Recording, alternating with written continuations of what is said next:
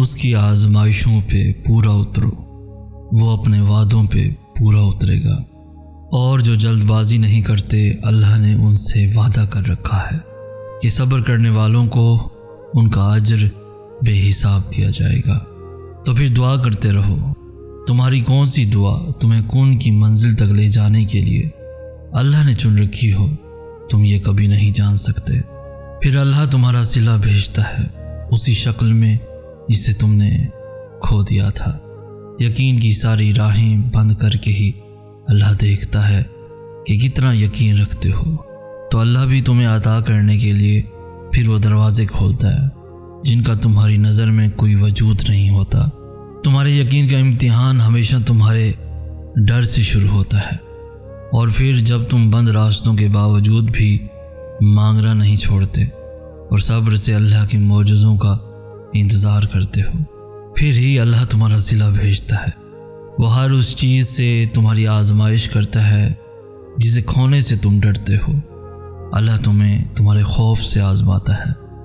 अम्मी जान कहती हैं, आगे क्या होगा और क्या नहीं हमें ये नहीं सोचना चाहिए, हमें बस अल्लाह से अच्छे का गुमान रखना है और ये यकीन रखना है कि जिसने अब तक मदद की है वो आगे भी मदद करेगा। और मेरे ख़्याल से हम सबको यही सोचना चाहिए। तहज्जुद की दुआओं के लिए तो 7 आसमानों के पर्दे उठा दिए जाते हैं, और फिर अल्लाह ऐसे मौजज़े करता है जो ना कभी ज़मीन वालों ने देखे होते हैं ना आसमान वालों ने। अल्लाह के मंसूबे तुम्हें लाजवाब कर देंगे, अल्लाह के मौजज़े तुम्हें हैरान कर देंगे। और फिर वो दिन भी आएगा जब तुम मुस्कुरा के कहोगे कि अल्लाह ने मेरा दिल ऐसे मुतमईन कर दिया जैसे मैं सोच भी नहीं सकता था।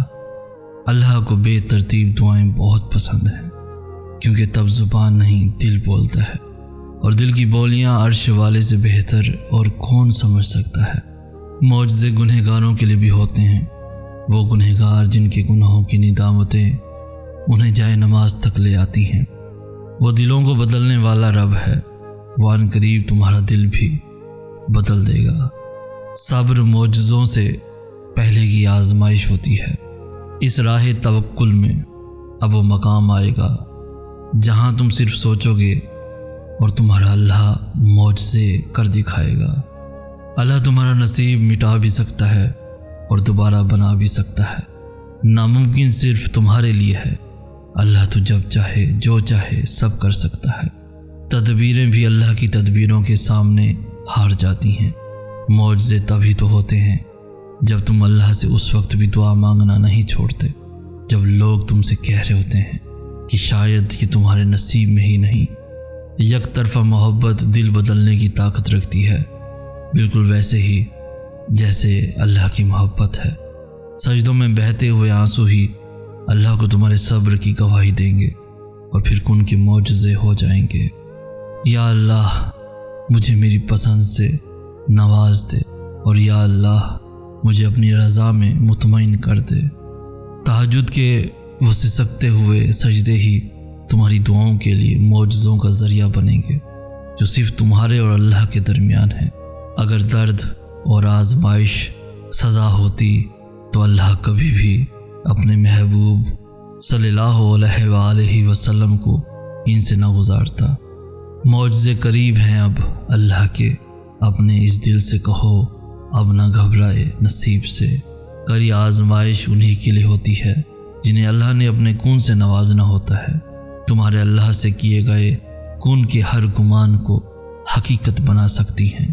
तुम्हारी तहज्जुद की दुआएं तुम्हें हैरान कर सकती हैं। वक्त तहज्जुद अल्लाह से होने वाली मेरी गुफ्तगू का ख़ास मौजू हो तुम। तहज्जुद की दुआएं तो ज़ुबान पे आने से पहले ही उनके मरहलों में दाखिल हो जाती हैं। दोस्तों, दुआएं इंसान के बस में नहीं होती, ये तो अल्लाह की रज़ा से दिल का हिस्सा बनती हैं, और फिर तब तक अल्लाह को मनाती रहती हैं जब तक अल्लाह इन्हें तुम्हारे नसीब का हिस्सा नहीं बना देता। आपको पता है कि हम रोज़ कितने ऐसे गुनाह करते हैं जो हमसे अनजाने में हो जाते हैं, और फिर हम उन गुनाहों की अल्लाह से माफ़ी भी कभी नहीं मांगते, क्योंकि हमें इल्म ही नहीं होता कि हमसे ये गुनाह सरजद हो गए हैं। इसलिए हमें हमेशा तौबा करते रहना चाहिए। हमें हमेशा इस्तिग़फ़ार की तस्बीह करते रहना चाहिए।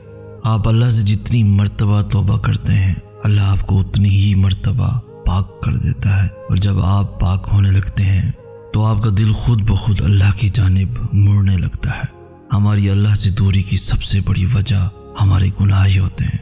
गुनाह इंसान को अंधा कर देते हैं और फिर उसे न तो रब दिखाई देता है और ना ही वो ये समझ पाता है कि वो अपने साथ कितना बड़ा जुल्म करने जा रहा है। तो बस जब भी मौका मिले सोते बैठते उठते जागते अल्लाह से अपने गुनाहों की माफ़ी तलब किया करें। रसूलुल्लाह सल्लल्लाहु अलैहि वसल्लम ने फरमाया कि अल्लाह अपने बंदे की तौबा से उस शख्स से भी ज़्यादा खुश होता है जिसने किसी भी जगह पड़ाव किया हो, उसके साथ उसकी सवारी भी हो और उस पर खाने पीने की चीज़ें मौजूद हों, वो सर रख कर सो गया हो और जब बेदार हुआ हो तो उसकी सवारी गायब हो। आखिर भूख प्यास या जो कुछ अल्लाह ने चाहा उसे सख्त लग जाए, वो अपने दिल में सोचे कि मुझे अब घर वापस चले जाना चाहिए और जब वो वापस होने लगा तो फिर से सो गया। लेकिन फिर जब वो नींद से सर उठाए तो उसकी सवारी वहाँ खाना पीना लिए हुए सामने खड़ी हो, तो ख्याल करो उसे कितनी खुशी होगी। यानी इंसान से कितने ही गुनाह क्यों ना हो गए हों और अल्लाह से कितना ही दूर क्यों ना चला गया हो, लेकिन फिर भी जब वो लौट आता है तो अल्लाह उससे बहुत खुश होता है। तो अगर आप तौबा से अल्लाह को खुश करने का इख्तियार रखते हैं तो देर किस बात की। हमारी बेसुकूनी की सबसे बड़ी वजह यह भी है कि हम दूसरों को माफ़ नहीं करते। हम उनके लिए अपने दिलों में नफरत और बदगुमानी रखते हैं, इसलिए फिर हमारा दिल हर वक्त बेचैन रहता है। हम उन्हें खुश देखकर अल्लाह से ये सवाल करने लगते हैं कि क्या अल्लाह ने हमारे साथ इंसाफ नहीं किया या क्यों अल्लाह ने उन्हें खुशी दी जबकि उन्होंने हमें तकलीफ पहुंचाई है। और पता है, जब इंसान अल्लाह के फैसलों और अल्लाह की मसलियतों पे सवाल करने लगता है तो वो अल्लाह को खो देता है। इसलिए हमने सवाल कभी नहीं उठाना और ना ही हमने किसी के लिए दिल में नफरत पालनी है। हमारा ईमान इतना मजबूत तो होना चाहिए कि हम दूसरों को माफ़ कर सकें, क्योंकि अल्लाह माफ़ करने वालों को पसंद करता है। रसूलुल्लाह सल्लल्लाहु अलैहि वसल्लम से किसी ने पूछा कि या रसूलल्लाह, सबसे अफजल अमल कौन सा है? आप सल्लल्लाहु अलैहि वसल्लम ने फरमाया कि अल्लाह पर ईमान लाना और तस्दीक करना और उसके रास्ते में जिहाद करना। उसने फिर से सवाल किया, या रसूलल्लाह, सबसे कम दर्जे वाला अमल क्या है? तो आप सल्लल्लाहु अलैहि वसल्लम ने फरमाया, दरगुजर और सब्र करना। ये हमारी वो छोटी छोटी इबादतें हैं जो क़यामत के रोज़ हमारी ढाल बनेंगे। आप आज किसी को माफ़ करेंगे तो अल्लाह फिर बराज़ीम है, बड़ी शान वाला है, वो आपको माफ़ कर देगा। तो दूसरों की खताओं को माफ़ करना सीखें, आप आज़ाद हो जाएंगे। अपने लिए नहीं करना चाहते तो अल्लाह के लिए करें और याद रखें कि अल्लाह के लिए ली गई एक सांस भी इबादत है, खासकर तब जब आप सोच रहे हों कि अब उसे रोक देना चाहिए। नसीब बदलने का वादा खुद अल्लाह ने किया है और बेशक वो अपने वादों का बड़ा पासदार है। अल्लाह की अगर रज़ा ना होती तो क्यों दोहराती तुम्हारी ज़ुबान एक ही दुआ बार बार। अल्लाह अपनी मोहब्बत तक लाने के लिए तुम्हें उससे आजमाता है जिससे तुम मोहब्बत करते हो। वो तो तुम में ही रहता है जिसे रात भर तुम आसमानों में ढूंढते हो। आजमाइश तवील इसलिए भी है क्योंकि तुम दर्द में ही अल्लाह से मिलते हो। अल्लाह कैसे नहीं देगा तुम्हें वो जिसके लिए तुम सजदों में आहें भरते हो। कबूलियत आती है जब तुम दुनिया के पैदा किए हुए वसवसे रद्द कर देते हो। अल्लाह जानता है वो दुख भी जिनका जिक्र तुम खुद से भी नहीं करते हो। टूटा हुआ दिल जब इल्तिजाए कुन करता है तब अर्श से मदद के जरिए बनते हैं। डर जब दुआओं में बदल जाता है तब यकीन के मोज़े होते हैं। तवक्कुल रखो, जो दिल बना सकता है वो इन्हें मिलवा भी सकता है। मुकद्दर तो कुन का खेल होते हैं, अल्लाह के एक हुक्म पे बदल जाते हैं। कबूलियत का वक्त तो वो तुम्हारे साथ वक्त गुजारने के लिए बढ़ाता है।